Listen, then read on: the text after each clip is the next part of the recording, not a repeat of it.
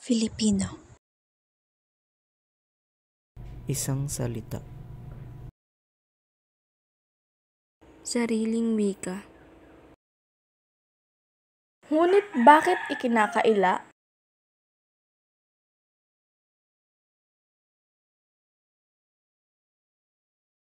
Wikang Filipino, pambansang wika nating mga Pilipino, parte ng kultura at araw-araw nating komunikasyon. Tagalog ang napiling maging batayan ng wikang pambansa ng miyembro ng Surian. Isinabmit nila ito kay Pangulong Manuel L. Quezon noong Nobyembre 1937.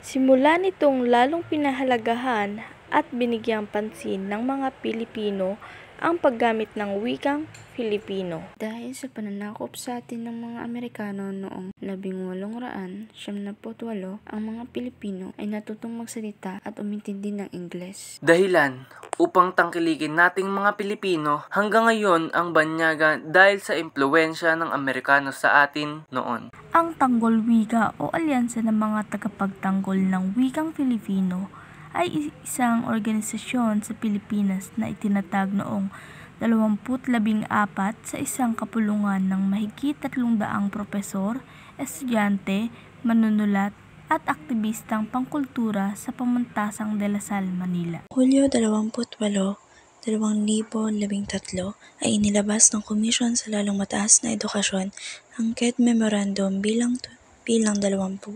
2013 na naglalayong tanggalin ang asignaturang wikang Filipino sa mga kolehiyo at universidad sa Pilipinas, dahilan upang magkaroon ng tanggol wika. Ito dahil sa tingin ng CHED ay ilang taon na naman nating pinag-aaralan ang asignaturang Pilipino. Naging batayan ng mga Pilipino hanggang ngayon ang pagsasalita ng Ingles upang mabansagang matalino.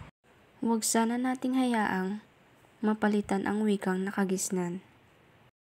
Panatilihin ang wika nating nakalakihan para ang susunod na henerasyon ito'y maabutan. Patuloy nating mahalin, tangkilikin at huwag ikaila ang sarili nating wika.